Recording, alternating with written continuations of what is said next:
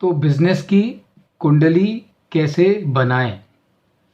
और याद रखिए, अगर अपने बिजनेस को आगे लेके जाना है और उसको सही ग्रोथ करवानी है, बिजनेस आपका हो या आपके क्लाइंट्स का हो, तो ये बहुत ज़रूरी है कि आप उस बिजनेस की कुंडली बना के लें। और जब आप कुंडली बनाएंगे तो आपको ध्यान में आएगा कि ये बिजनेस किस रास्ते में जा रहा है, और अगर सही रास्ते में जा रहा है तो उसकी स्पीड को कैसे बढ़ाया जाए, और अगर गलत रास्ते में जा रहा है तो पहले उसको गलत रास्ते से सही रास्ते पर कैसे लेके आया जाए, ये आपको बिजनेस की कुंडली बनाने के बाद में मालूम पड़ेगा। और कुंडली बनाने के लिए क्या करना पड़ेगा? 7 फैक्टर्स हैं जो हमने अभी डिस्कस किए। पहला है प्रॉफिटेबिलिटी, दूसरा है लिक्विडिटी, तीसरा है सॉल्वेंसी, चौथा है यूटिलाइजेशन ऑफ द एसेट्स, पांचवा है वर्किंग कैपिटल मैनेजमेंट, छठवां है फाइनेंशियल लेवरेज, और सातवां है market value ratios, ratios to find the value based on certain parameters. So ये 7 फैक्टर्स के बेसिस पर बनती है बिजनेस की कुंडली, and that is financial statement analysis is all about. We have discussed so far how to look at the profitability from the perspective of sales, and now we are looking profitability from the perspective of the capital provider. So from the perspective of capital provider, one is EPS that we have discussed, and number 2 is the return on equity, that also we have discussed, and number 3 is return on capital employed. So देखिए, बहुत simple है। How do I calculate return on equity? I have just mentioned it to you already. How do I calculate the return on capital employed? Is again very simple. Return on capital employed, how do I calculate it? It is very simple. Take the return in the numerator and take the amount of capital employed in the denominator, multiply it with 100, and the figure that you will get is your return on capital employed, isn't it? So that is how, and we will calculate these ratios together. Don't worry about it. We'll calculate these ratios together. But before we come to the calculation of these ratios, let us also look at the profitability from the perspective of assets utilization.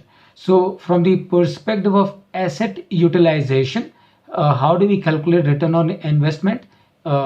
Take again, put the figure of return in the numerator and put the figure of investment in the denominator into 100, and you will get your answer as to what is return on investment, isn't it? So return divided by investment into 100 is your ROI, return on investment. Let us, friends, now calculate together all these numbers. So all of you, please calculate return on equity based on the information which is given to you on the screen in front of you. Should not take you more than 30 seconds. So, but I want answers to come from every one of you. मैं चाहूँगा कि आप सब लोग answer बताएं मुझे. You can type your answers in your chat box, and I will see your answers from the chat box. All right, so you have the numbers in front of you, and what you have to do is calculate return on equity. I've explained to you how to calculate return on equity, and that is what you need to do.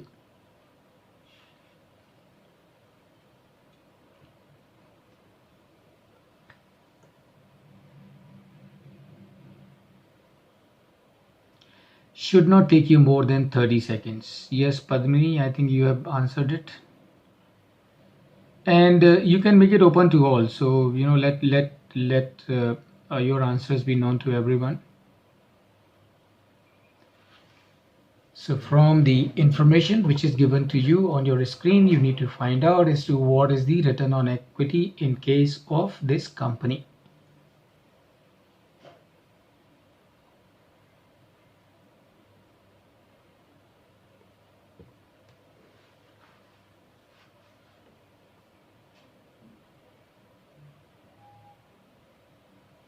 $1.6, okay. Anurag is saying 1.6, very good.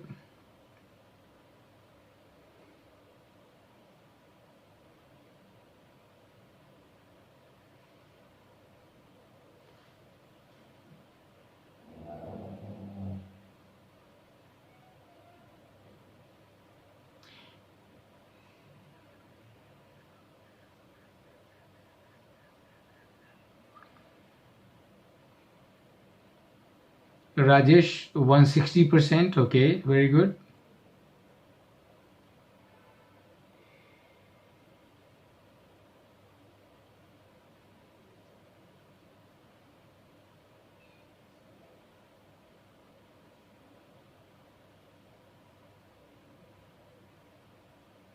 Okay, Abhishek is also saying 160%. Very good. So, and then of course, Shikha also saying 160%. So obviously, if four people are giving the same answer, it should be correct. It cannot be wrong. So, how do we calculate return on equity? Of course, it's very simple. Your return is profit after tax, which is 200, and your equity is given, which is to you 125. So 200 divided by 125 into 100 is your return on equity. Very well done, all of you. Congratulations. Uh, and remember, this kind of questions can come in your exam. So they sometimes they can ask you to calculate some of these ratios in this fashion. Let us now calculate the another ratio, which is return on investment. So how will you calculate the return on investment from these numbers? All of you, should not take you 60 seconds this time. All of you should be able to find out return on investment. Should not take you more than 60 seconds, that is 1 minute.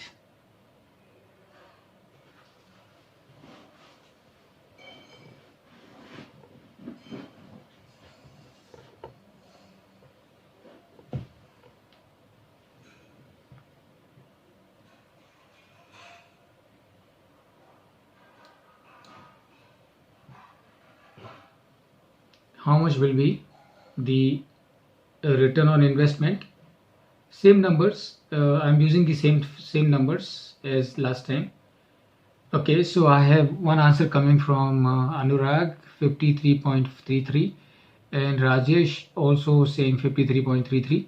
And let's see what. Okay, Shikha is also saying 53.33. All right, all right. Okay, okay. Let's take. Okay, Shubham is also saying 53.33. Very good. All right. Okay. Good enough. So let's hold on to this number for the time being. Let us go to the next slide and let us calculate the uh, return on capital employed from these numbers. Same numbers. I'm keeping purposely same numbers so that we are able to optimize our time in solving these small cases. Uh, and remember, you in your exam also you might get this kind of small caselets to answer. So how much will be the return on capital employed in this case, everyone? Okay, here I can tell you you might take a little longer time. So I'm going to give you time of 1.5 minute. So let's see what.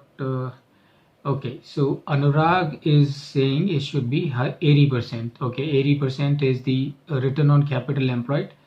Very good. Very good. Let's see few more people to respond before we move forward.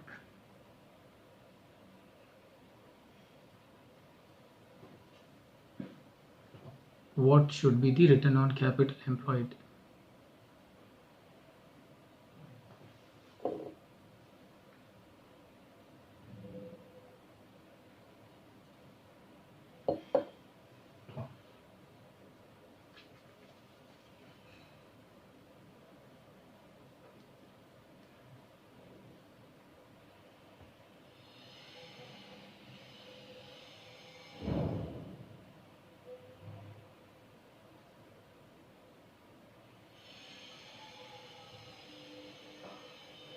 %. Shikha is also saying 80%. Okay.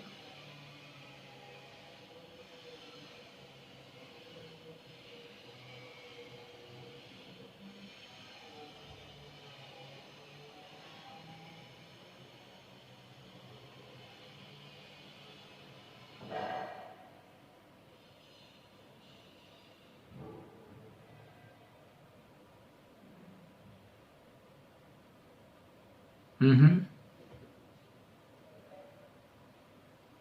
what should be, and remember, a return on capital employed is a very important number for evaluating performance of any business. Investors, lenders will always be interested to see as to what is the return on capital employed of a business. And not only return on capital employed is important from the point of view of the lenders and the investors, but it is also key item that you need for calculating the economic value added of any business. So we still stuck up. Okay. Now, so Padmini is also saying 80%. All right, friends. So now what I'm going to do, all of you, please pay attention.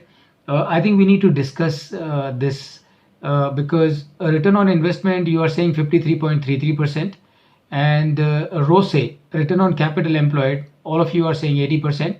So we need to discuss this, and what I'm going to do is I'm going to discontinue, stop sharing the PPT, and I would like all of you to unmute yourself, and not only unmute yourself, but I would also like all of you to open your videos also, and I hope all of you are able to do that. Right, and then we'll discuss.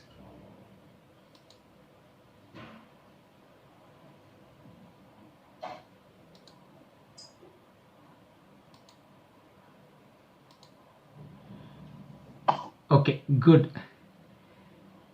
Okay, very good, Anurag, Rajesh. We need to understand, Vivek and others, Shikha, Padmini, Abhishek, Shubham, if it is okay for you, you can unmute your videos also, so that we can have a face-to-face discussion. This is an important topic, and it really needs to have a good clarity.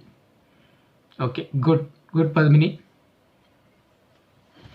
Right, friends. So if we have to calculate a return on investment, if we have to calculate a return on capital employed, first of all, we need to understand as to what is return on investment, what does it tell us?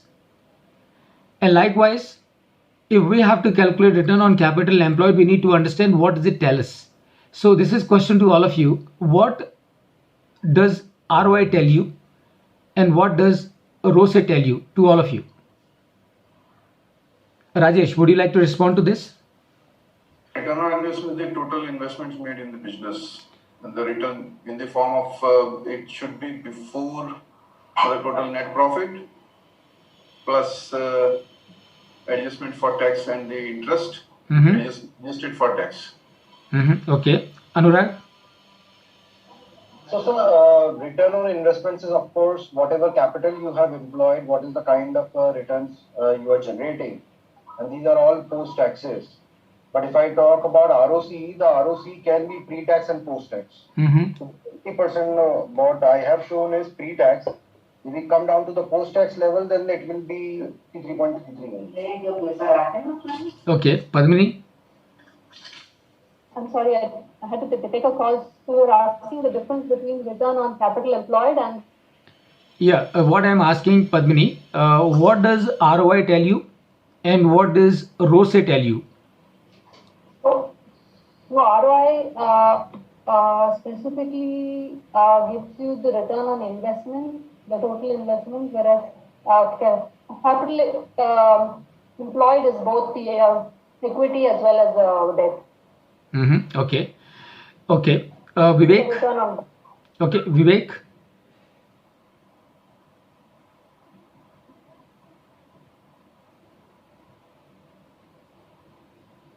Shikha,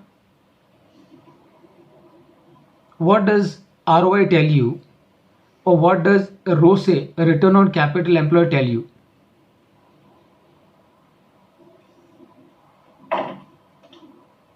Okay, now let me change the question. If we have to understand what is ROI, if we have to understand what is ROCE, so ROI is return on investment and ROCE is return on capital employed. That means we need to understand what is investment, and we need to understand what is capital employed. And this question is open to all of you. How do you define investment and how do you define capital employed? Question number one. Question number two, are they same or they are different? All of you.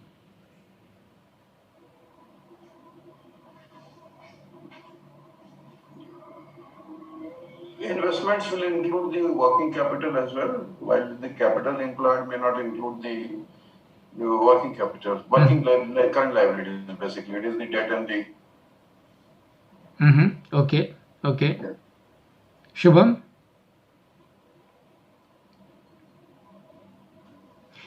All right, friends. Now, let me straight come to the point. What is investment and what is capital employed? And I can tell you, having delivered my training program in more than 50 locations across the globe, in front of middle and senior level executives of Fortune 500 companies, I can tell you this is a common phenomena that there is always a confusion in the minds of people as to what is ROI and what is ROCE. This is a common phenomena as to what is investment and what is capital employed. And let me straight tell you, friends, what is capital employed? Capital employed is money that you bring into the business is capital employed, period. Money that you bring into the business is capital employed, period. And what money you bring into the business? You bring into the business money by way of debt, and you bring money into the business by way of equity. So what is capital employed? Capital employed is total of debt plus equity, and that is money that you bring into the business is capital employed. You call it capital employed because you are employing the capital into the business. So when you are using debt into the business, when you are bringing equity into the business, that means you are bringing capital into the business, and that is why it is referred as capital employed. So what is capital employed? Capital employed is money that you bring into the business, that is capital employed. So in other words, it is total of debt plus equity. And long-term debt. Equity is always long-term. Debt that you take into account for the purpose of capital employed has to be long-term debt only. That is capital employed. Now, once you understand as to what is capital employed, then calculating return on capital employed is not a challenge at all. It becomes very easy. And we will see that. What is investment? What is capital employed? Capital employed is money that you bring into the business is capital employed. And what is investment? What you do with this money is your investment. What you do with this money is your investment. So you start a new business by bringing equity of 200 crore and debt of 400 crore. So in all put together, you are bringing 600 crore capital into the business. So 600 crore is the capital employed of your business. Now, what will you do with the 600 crore when you bring into the business? Will you keep it in your bank account? Of course not. So what will you do with this 600 crore? With this 600 crore, you will buy a piece of land. On that piece of land, you will construct a building. Inside that building, you will put plant and machinery. And not only put plant and machinery, but you will also buy raw material. Because you know, until you have a raw material, you cannot produce. So what is capital employed? Capital employed is money that you bring into the business. And what is investment? Investment is what you do with that money is your investment. And this is simple definition of investment and capital employed. And I am sure, friends, all of you for whole of your life will not forget this difference as to what is capital employed and what is investment. So now, essentially what you're saying is that the invested capital is a sort of like subset of the capital employed. Is that a correct statement? No, it's not a subset, Anurag. It is the opposite side of the capital employed. So capital employed is coming from the liability side of the balance sheet, and the Right. investment is coming from the asset side of the balance sheet. Okay. Okay. Now, okay. They both can be equal. Actually, Padmini, Unfortunately, we have a limitation of time, but not can be. They have to be same. Equal. They have to be. They have to be equal. They have to be equal. Okay. Now that you understand what is capital employed, how will you calculate the ROCE? अब आपको मालूम है capital employed includes debt plus equity, isn't it? So when you know that capital employed includes debt plus equity, then what should you take in the numerator? Should you take only profit after tax, or should you take profit after tax and also the finance cost to it? Yes. And the answer is add the finance cost also to it. Why? Because you are calculating return on capital employed. That means what? That means you are trying to find out as a business what return have you earned for the people who have given you capital. Who are the people who have given you capital? Lenders and the shareholders. For the shareholders, you are earning profit after tax, and for the lenders, you are paying them interest. So total of the profit after tax and the interest will be in the numerator, and in the denominator will be the total of the debt plus equity. And this is how you will calculate your return on capital employed. I hope that makes sense to every one of you. Yes. Yep. Okay. Very good. Very good. So I'm sure for whole of your life, even if you want to forget, you will never forget as to how to calculate return on capital employed. How to calculate return on investment? Please remember, investment includes what? Investment includes fixed assets plus the current assets minus the current liabilities. That is your investment.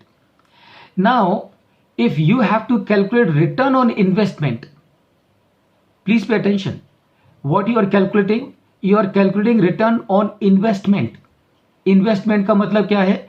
Non current assets minus current liabilities.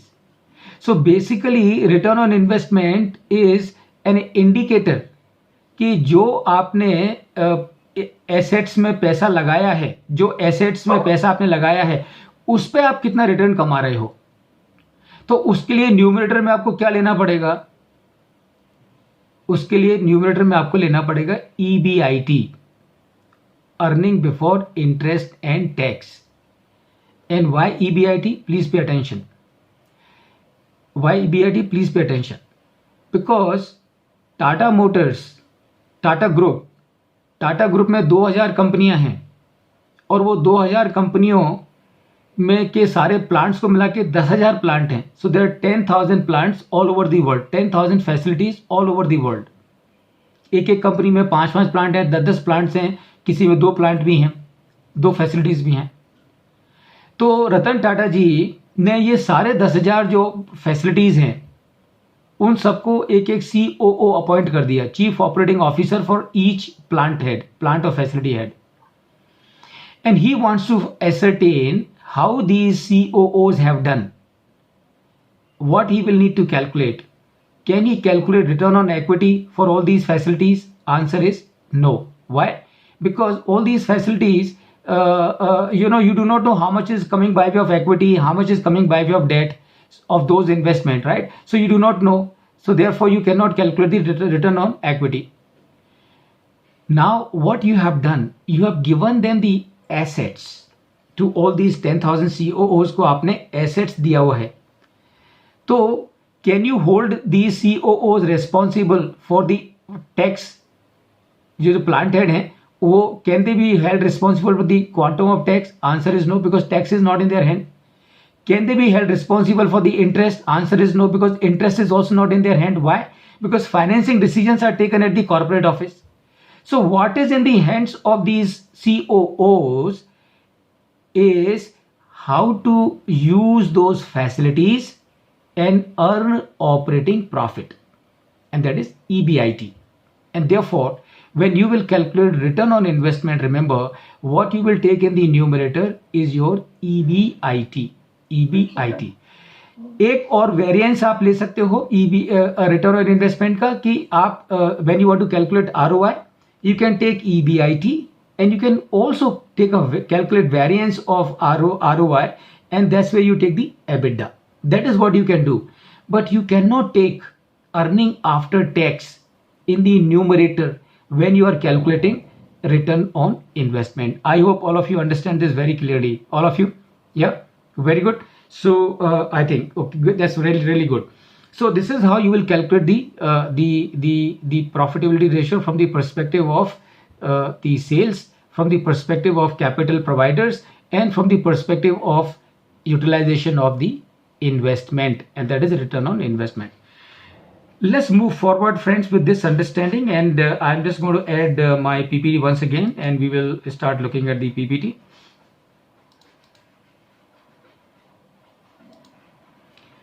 And now we will look at the remaining 6 factors. The remaining 6 factors are not as time consuming as the profitability, because that is the major chunk of it.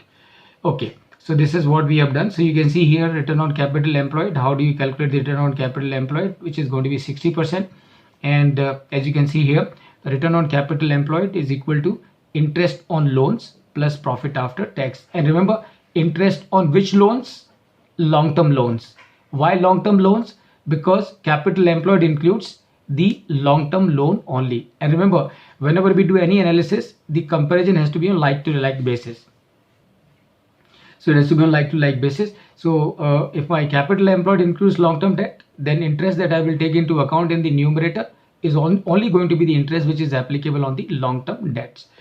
Right. So this is how you will calculate your return on capital employed, and you can see it is going to be 60% in this given case. Good. Now liquidity analysis. So how do we do the liquidity analysis? And remember, we calculate 2 ratios for liquidity analysis. One you can see here on the screen is current ratio. How do we calculate the current ratio? Current assets divided by current liabilities, right? Okay, divide current, very simple. And then we will calculate the quick ratio. How do we calculate the quick ratio? Current assets minus the inventories. So quick ratio का मतलब क्या है? Quick ratio का मतलब है to consider those current assets which can quickly be converted into cash. And that is the reason from the current assets you will minus the inventory, because inventory cannot be quickly converted into cash, isn't it? So if you want to convert the inventory into cash, you have 2 options. Option number 1, you will have to first convert it into work in progress, then into finished goods, then into sales, then into receivables, right? Isn't it? And the second option is that you sell the raw material directly in the market.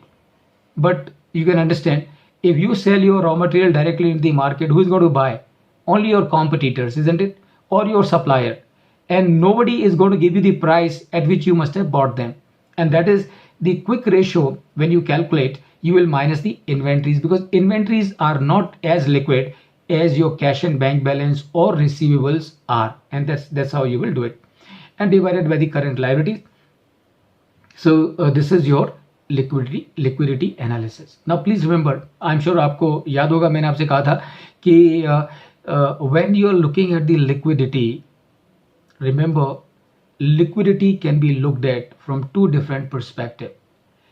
तो जब मैं एक नए customer को माल supply कर रहा हूँ, a new customer has approached me for supply of my goods, I will examine his liquidity from a different perspective than how I would examine my own profit liquidity, isn't it?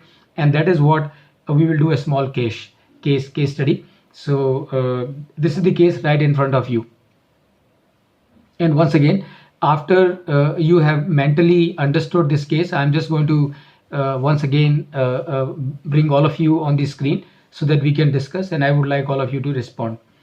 Okay, so what is this case is very simple. We know how to calculate the current ratio divided by the current liabilities, as you can see on your screen. And now I'm giving you a small case study. There's a company called XYZ. The current ratio of XYZ on 31st March 20 was 1.6.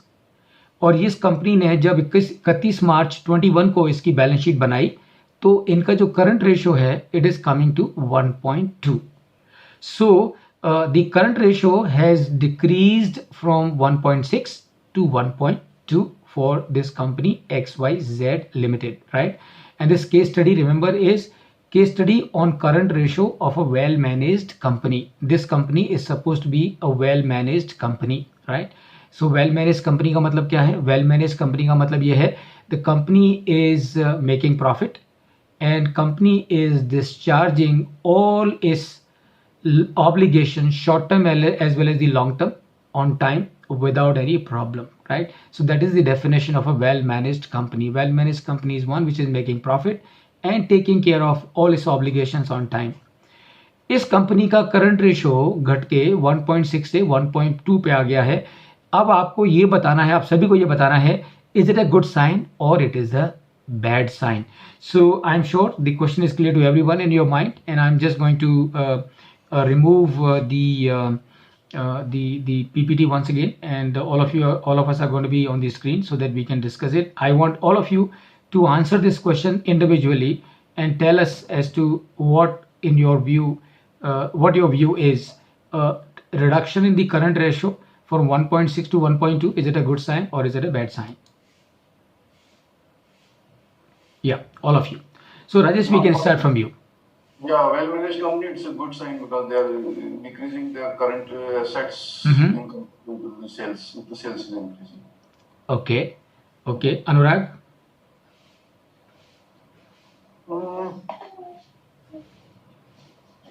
Yeah, I think it's a good sign. Okay. Because the business can basically, the ratio is so that the business can pay its short-term debts on a year-to-year basis. Okay, good. Vivek, good sign or bad sign?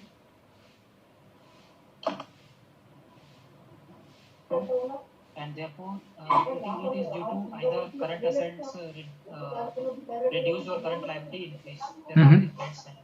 Bad sign? I think. Okay, bad sign. Okay, no worries. Abhishek? Sir, it may be a good sign because the company might be investing its asset in something more valuable. Okay, good. Shikhar, good sign or bad sign?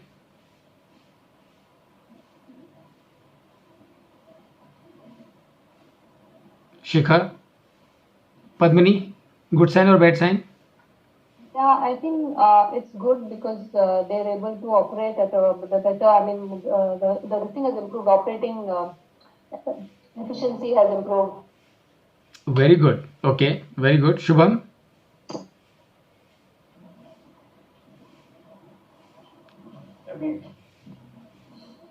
Good sign or bad sign? Good sign. Good sign. Okay, very good. So congratulations to all of you, because what you have said is absolutely right. Remember, gone are the days when a high current ratio was considered to be a good sign. Not anymore. And why not anymore? If this company's current ratio has gone down from 1.6 to 1.2, why it is a good sign? It is a good sign because reduction in the current ratio from 1.6 to 1.2 indicates what? It indicates that this company has reduced its inventory. This company has reduced its receivable. This company has reduced its cash and bank balance. This company has reduced its loans and advances. So that means effectively this company is able to operate at a lower level of the current assets. That means this company has unlocked a lot of capital which was otherwise locked up in its working capital, and company has unlocked it, and that unlocked capital is being put to use somewhere else in more productive assets. और वैसे भी principal बहुत simple है friends. अगर मैं मेरे business को कम capital से चला सकता हूं, then why should I block more capital in my business and take more borrowing and pay more interest and get a hit on my profit and loss?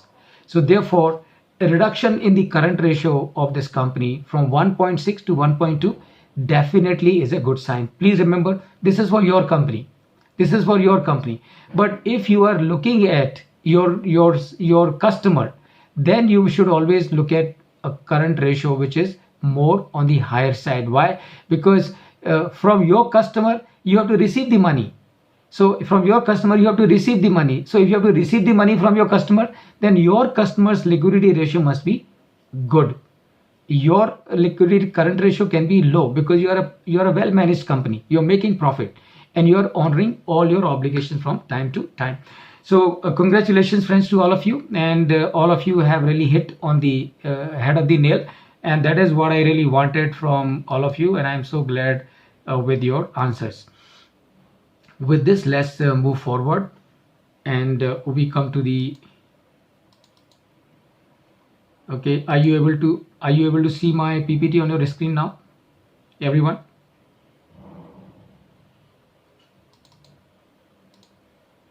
Yes. Okay, good. So that is your good sign. And solvency analysis, as I mentioned earlier, so what is liquidity? Liquidity is short-term solvency. What is solvency? Solvency is long-term liquidity. That means, does this business has the ability to take care of all its obligations, short-term and the long-term, right?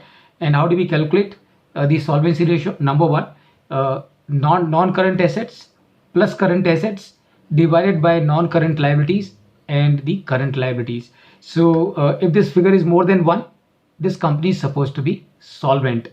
जितना ये ratio ज़्यादा होगा, so much more solvent is the company.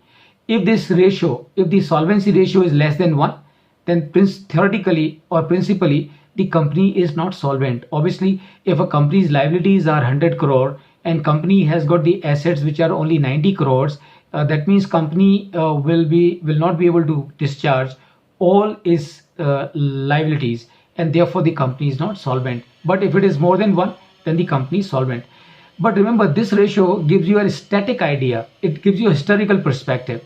But if you want to find out the futuristic perspective then you will calculate the solvency ratio and by way of interest coverage ratio or DSCR ratio, debt service coverage ratio. And how do we calculate the interest coverage ratio? Is EBIT divided by the interest, and that gives you the future perspective. You can also calculate the DSCR, which is debt service coverage ratio. And how will you calculate the DSCR? So in the numerator, you will take profit after tax plus depreciation and amortization plus interest on the long-term loan. So these four components will come as part of the numerator, and in the denominator, you will take the figure of repayment obligation of that year, right? Please remember, DSCR is used more by the lenders, less by the companies. So a company will not be interested in DSCR, but a lender will be interested in DSCR. And as a matter of fact, a lender, a financial institution or a bank, when they are lending money to somebody, they will be very much interested in the DSCR ratio, and they will not take the DSCR of 1 year. They will take the average DSCR, right? So the average DSCR as per the norm of the lenders should be more than 1.5. So if the average DSCR is more than 1.5, then the lenders get a comfort that this company's cash flow is good enough to return and service the debt 1.5 times. Therefore, they get a feel that there is enough margin.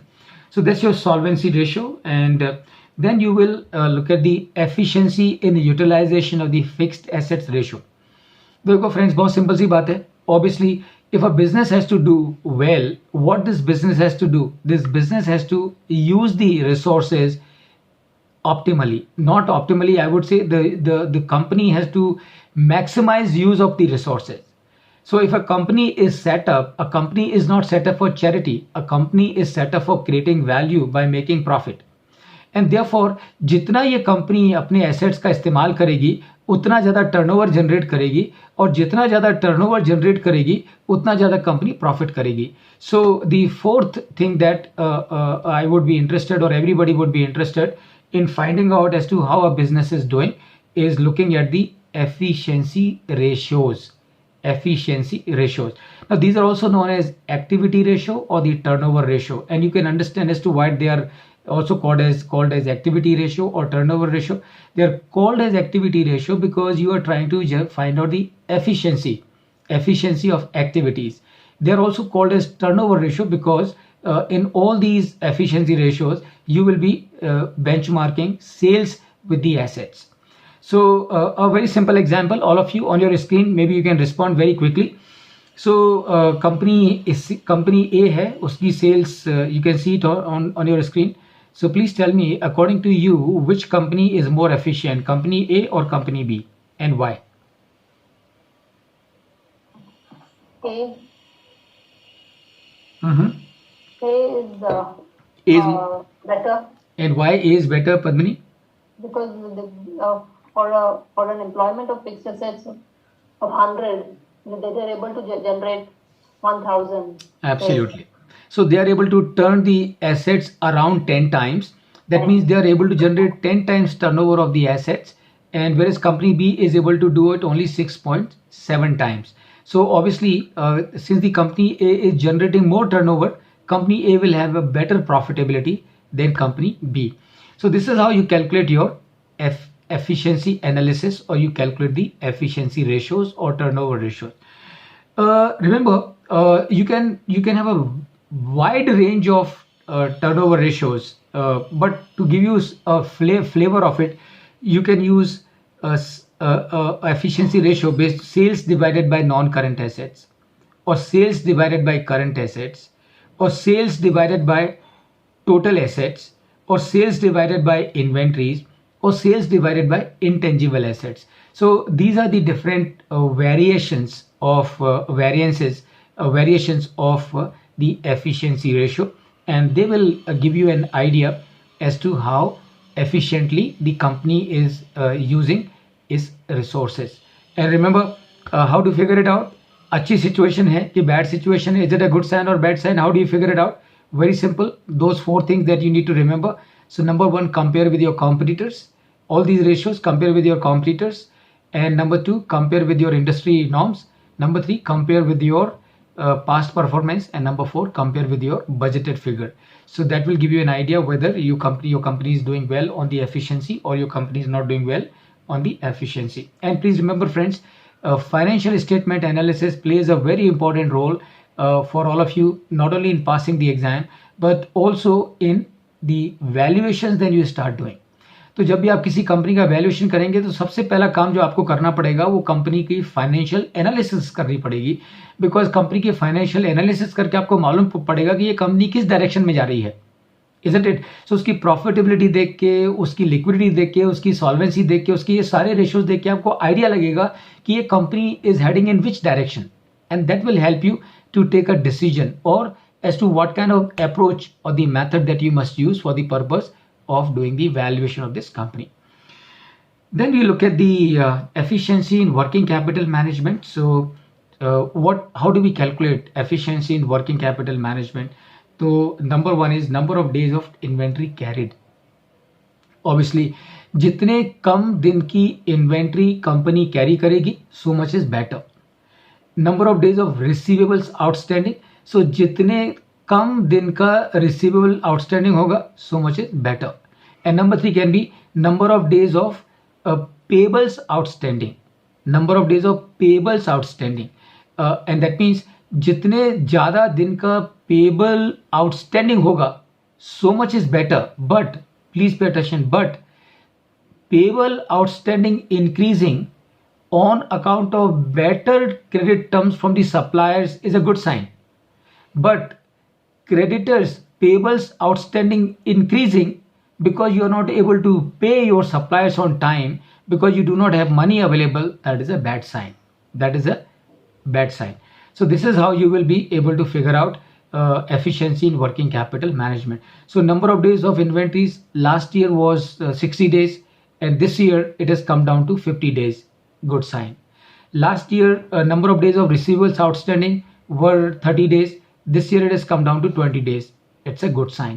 Last year number of days of receivables outstanding was 30 days. This year it has become 45 days. Bad sign.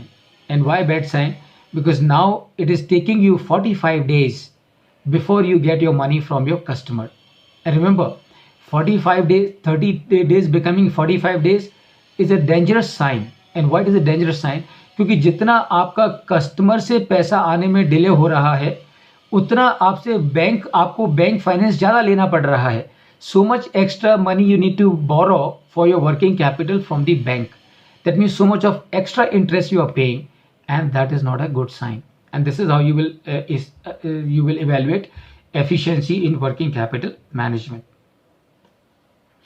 Now we come to the capital structure or financial leverage or financial risk analysis. So how do we look at this? Number one, तो ये कैसे calculate करेंगे ये ratio, पहले ये समझ के लेते हैं और बाद में छोटा सा केस स्टडी करेंगे. Financial leverage or financial risk analysis. So what are the ratios that you calculate? So number one, first ratio that you calculate is debt equity ratio. And how do you calculate this? Long-term debt divided by equity is one way of doing it. Number two, you can take the net debt divided by the equity ratio, by the equity, not equity ratio, net debt divided by equity. So that means long-term debt minus cash and cash balance divided by equity. So that is your net debt equity ratio, which is a variation of the first ratio. Then you can also calculate the debt equity ratio by taking total debt to total equity, right? Total equity बोलने की जरूरत नहीं है क्योंकि equity is always total. So but total debt means long-term debt and the short-term debt put together and divided by the equity. It gives you a larger perspective about the leverage of the company. And then you can also calculate the equity ratio, which is shareholders equity, which is the nothing but equity, and divided by the total assets. So this ratio gives you an idea as to how much of the assets are funded by shareholders money, and balance of course is funded by the lenders money. So this is how you will calculate the financial leverage ratio. And I'm sure friends, all of you are most of you are already insolvency professional, तो आप सभी को मालूम है कि financial leverage is a very important and critical number. And why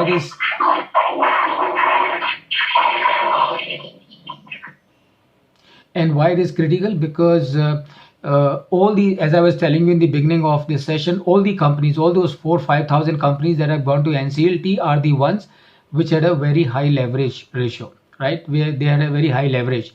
So that means if you are heavily borrowed, right? If you are heavily borrowed, if you are a heavily borrowed company, that means your financial risk is very high. And why your financial risk is very high? Because आपने बहुत ज़्यादा कर्जा लिया हुआ है, बहुत interest आपको भरना है. दुर्भाग्य से अगर मार्केट थोड़ा नीचे हो गया, इकोनॉमी थोड़ी नीचे हो गई, जैसे कि आज की तारीख में हो रहा है, तो what will happen? Because your cells have gone down, your margins have gone down, your profits have gone down, your EBITDA has gone down, but the interest burden is still the same. Interest burden does not change because you are highly leveraged. So what will happen? You will not have enough cash to service the debt. And when you do not have enough cash to service the debt, what the lender will do? Lender will not wait for anything. He will simply file an application against your company in the LCLT. And once the NCLT admits the application, then the board of directors of this company are suspended. They have no role in decision making. IRP is appointed, COC is formed, and then management is taken away from the existing board of directors.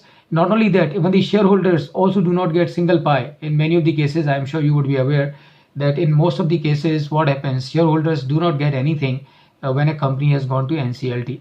All right. So, and that is the significance of financial leverage ratio. And I would like to do a small case study with all of you quickly. So this is the case that you have in front of you. That means this case is, why to do the financial leveraging. Why should you borrow? That is the point that we were discussing. तो ये छोटा सा project है, extremely profitable, business available for acquisition with certainty of 30%. सो आप इसको पढ़िए और इसको पढ़ के आप मुझे जवाब दीजिए कि आपके हिसाब से इस कंपनी के मालिक ने क्या करना चाहिए, कौन सा फाइनेंसिंग का ऑप्शन लेना चाहिए. And I am giving you a time of 4 minutes for this purpose, and 4 minutes must be good enough for you to come to a conclusion.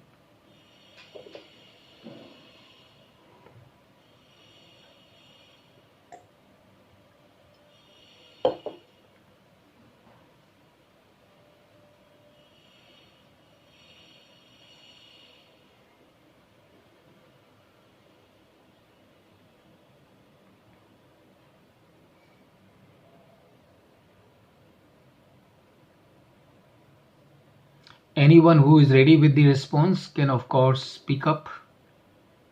Unmute yourself and you can speak up.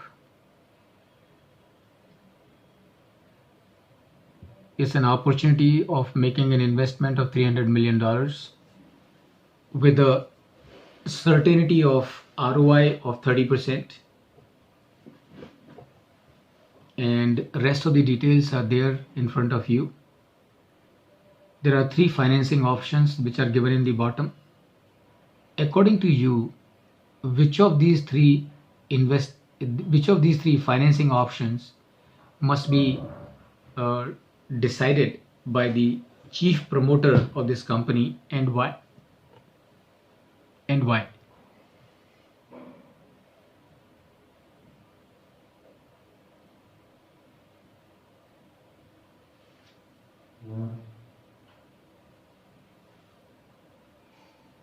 Third option, I think. Third option, Padmini. Okay, and why do you suggest third option, Padmini? I feel Third option, sir, is the of 60%. otherwise certain. Okay, okay, And you can, by using the third option, you can make use of the tax planning, because you have a higher rate of tax as well. So if you do before tax, you would also be able to use that for the tax planning as well, because the interest portion will get covered. Whereas if you increase the portion of equity, then you won't have that advantage. Good, very good, Padmini, very good, of course, very good. What else, Rajesh? It should invest by debt equity because the ROI is 30% and the return debt cost is 10%. They should take the leverage. Wonderful. By doing the debt equity ratio suggested by you, the return on equity will be 60%. Okay, yes, very good. Okay, Anurag, which option out of these 3? Shikha?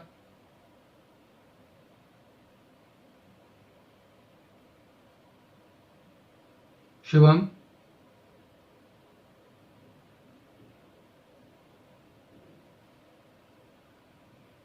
Okay, so let me get back and let us together understand as to which option should be taken and why.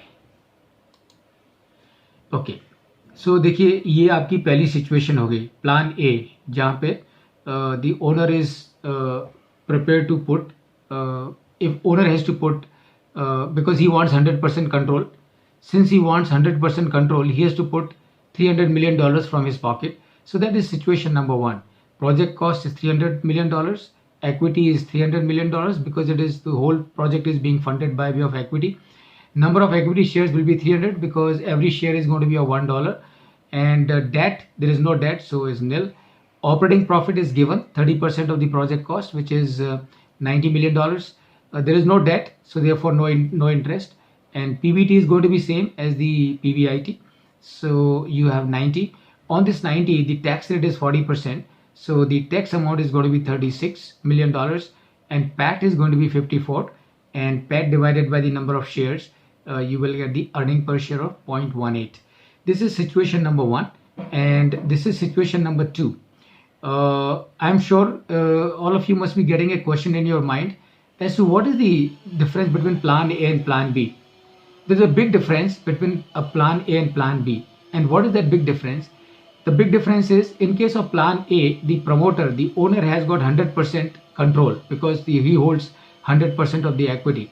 In plan B, he is holding 50% equity, and he has requested his friend to come on board with the remaining 50% equity, and therefore he is going to share the control with the friend, and that is going to be troublesome for him.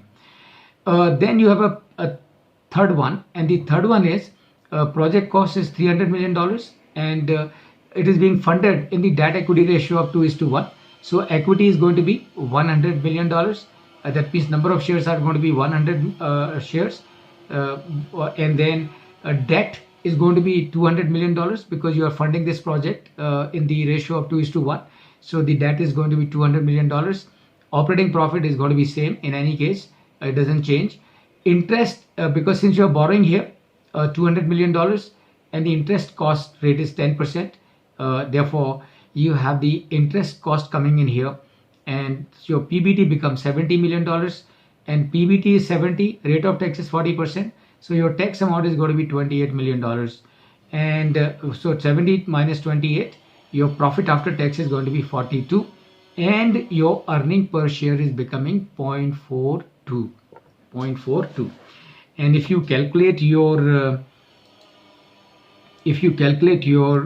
return on equity, it will come to 42%, and if you calculate return on capital employed, in plan C it will come to 21%. So this is why people borrow. People don't borrow because they do not have money.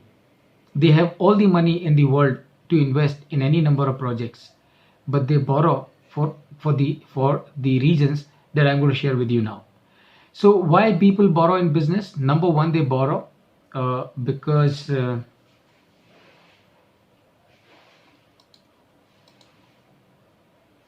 they borrow 100% control with 1/3 investment, isn't it? $100 million एक project में लगाया, उस project का control 100% हो गया, दूसरे में $100 million, तीसरे में $100 million.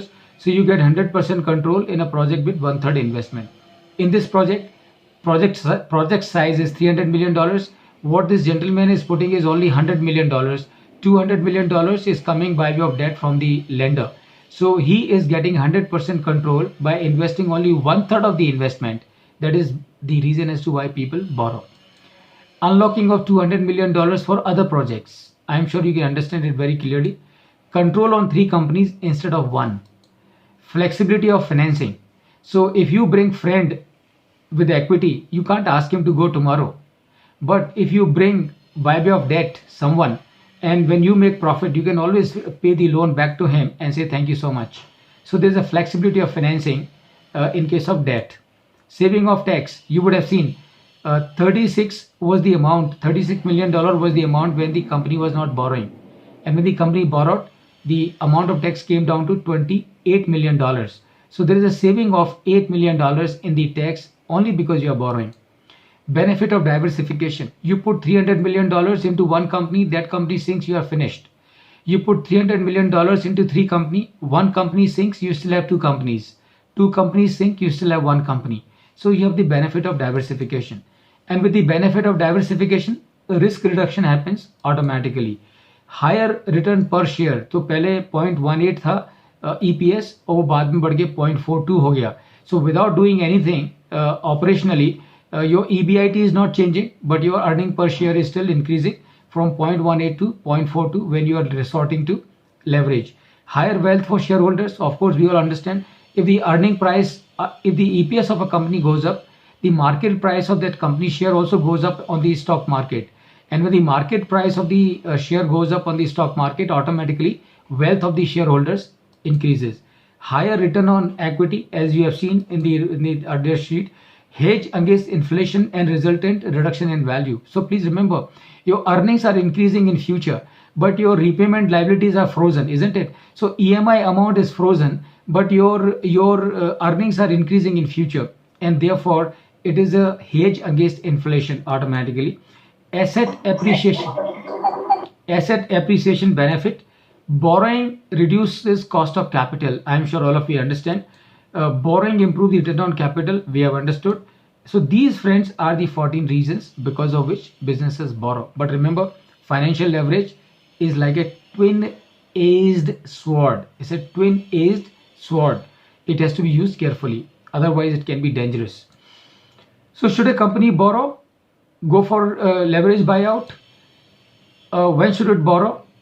And how much should it borrow? And when to deleverage? So number one, a company should borrow when the economic environment is favorable, and borrowings can be used to fuel the growth of the business and also to multiply return to the shareholders. When should it borrow? It should borrow when there is a concrete top line and bottom line enhancing project, right? So it should ultimately, the borrowing should result into increase in the top line and increase in the bottom line. How much should it borrow? As much as the company can comfortably repay. And when to deleverage?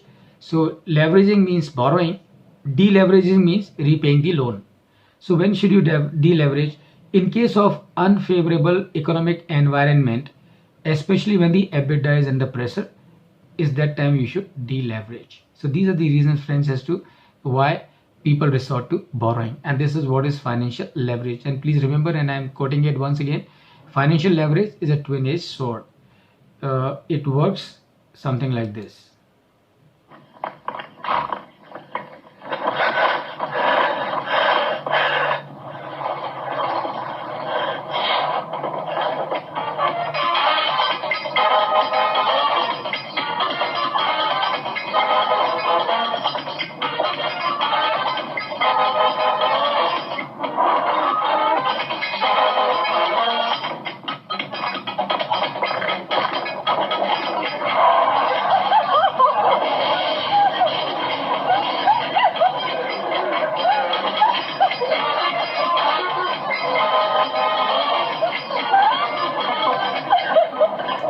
So financial leverage is a twin-edged sword. If not used carefully, it may work something like this.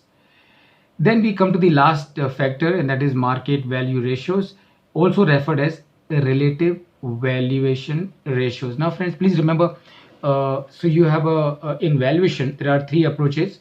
You have the income approach, you have the market approach, and you have the asset approach. Market approach is also referred as relative valuation, right? Relative. And why it is referred as relative valuation? Because you are trying to find value of an asset in relation with the value of another asset. And since you are trying to find value of an asset in relation to the value of another asset, that is why they are also referred as relative valuation ratios. So what are the ratios that you have for this purpose? So number one, you have dividend payout ratio. So dividend divided by earnings will give you your dividend payout ratio. So it can be DPS divided by the EPS, or it can be dividend amount by the earning after tax amount. Then you got a PE multiple ratios, which is price divided by earning, and very commonly used for the purpose of valuation. So when you are trying to find value of a company, what you will do, just pay attention. So when you try to estimate value of a company, or a value, if you try to estimate value of a share of a company, price of a share of a company going forward, so what you will do, you will find out the earning per share of this company and find out the P multiple of that industry. Multiply the P multiple of the industry with the earning per share, and this will give you a futuristic price of this company's share. So if this futuristic price is coming high than the current market price, that means the share is currently underpriced. So for example, if the current market price of the company share is 100 rupees, and using the P multiple of the industry, you come to a price of 120. That means the company's share currently is underpriced, and therefore you have an opportunity of making profit by buying today at 100 rupees, as you will be able to sell it tomorrow for 120. So that is PE multiple ratio. Then you got a price to sales ratio, where you have the price of the company divided by the sales of the company, and that is your price to sales multiple. Then you got a price to EBITDA multiple. So price of the value divided by the EBITDA multiple, right? So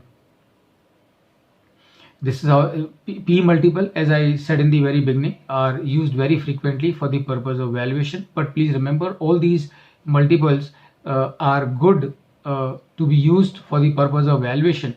But in my view, they must always be supported by discounted cash flow method, because discounted cash flow method of valuation is the most reliable, dependable of all the methods or the approaches that we have in the domain of valuation. Then you got a market value to book value, so price divided by the book value multiple. Then PEG ratio, that price earning growth ratio. So how do we calculate the price growth ratio? Is PE ratio divided by the growth rate. So that's PEG ratio. And then finally you got a dividend yield, dividend divided by the market price. So these, friends, are the ratios for the purpose of market value ratios, and they're also known as relative valuation approach to valuation. So friends, with this we come to the close of the session, and before I sum it up, remember, all of us who are aspiring to become valuation professional, how to make Kundali of a business is extremely important. I am sure in this session of 3 hours, you must have got fairly good handle on how to create Kundali of a business, how to do the financial analysis of a business.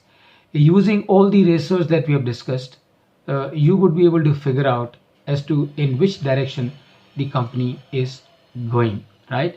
And what not only you will get to know as to which direction the company is going, but you would also be able to figure out as to what kind of corrective steps need to be taken for this company so as to ensure that this company does not go down the tube, this company becomes more vibrant and become operational, start making profit. So with this, friends, we come to the close of this session, and it's already 12:58. We still have 2 minutes, and in case in those 2 minutes, in case if any one of you have any question, I would be very happy to take your questions. You can of course get connected with me. You have my contact details, so my mail ID and my mobile number, my WhatsApp number, and also my LinkedIn and my YouTube channel. I've got a lot of YouTube videos uploaded on my YouTube channel relating to valuation, various aspects of valuation. So in last more than 2.5 years, I have delivered training program